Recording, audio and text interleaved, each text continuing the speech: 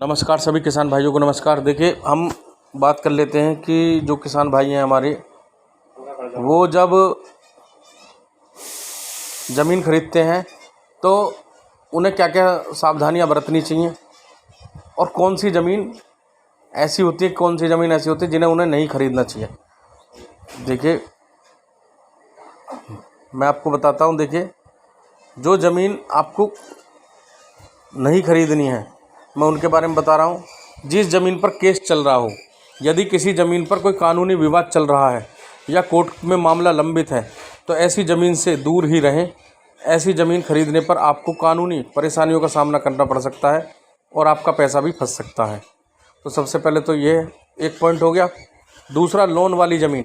अगर किसी ज़मीन पर पहले से ही लोन लिया गया है और उस लोन की किस्तें अभी तक पूरी नहीं हुई हैं, तो ऐसी ज़मीन को भूलकर भी नहीं खरीदें। इस तरह की ज़मीनें खरीदने पर आप वित्तीय जोखिम में फंस सकते हैं। नंबर 3, किसान भाइयों, जो पुश्तैनी ज़मीन है, पुश्तैनी ज़मीनों का बंटवारा नहीं हुआ हो तो इसे नहीं खरीदें। ऐसी ज़मीनों के कई मालिक होते हैं और बंटवारे के विवाद में आपका पैसा फंस सकता है। तो जो भी किसान भाई हमारे पुश्तैनी ज़मीन खरीद लेते हैं गांव में या कहीं भी, वो ऐसी ज़मीन ना खरीदें।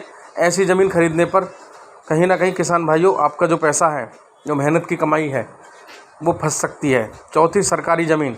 यदि कोई व्यक्ति सरकारी विभाग से संबंधित ज़मीन बेचने की कोशिश कर रहा है तो इस जाल में न फंसें और यह अवैध हो सकता है और आपका पैसा डूब भी सकता है। तो कोई भी ऐसा लैंड ना खरीदें।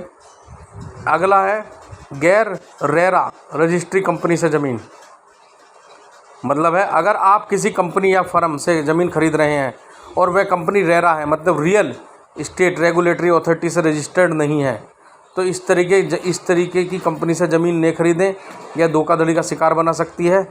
बहरहाल, ज़मीन खरीदते समय सही जानकारी और दस्तावेज़ों की पूरी जानकारी करें।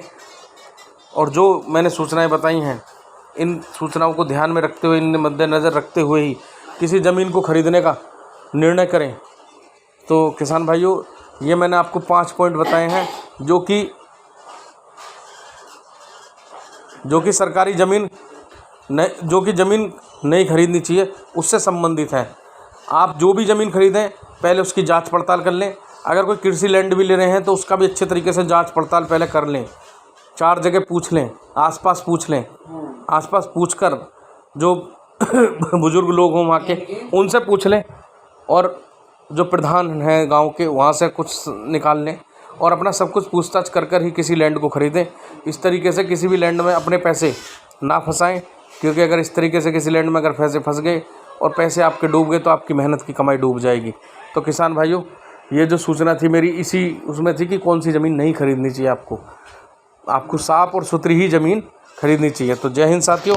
अगर आपको मेरी सूचना पसंद आई हो तो लाइक करें, शेयर करें, सब्सक्राइब करें, ज़्यादा से ज़्यादा मेरी वीडियो को शेयर करें। जय हिंद। आपका दिन शुभ हो।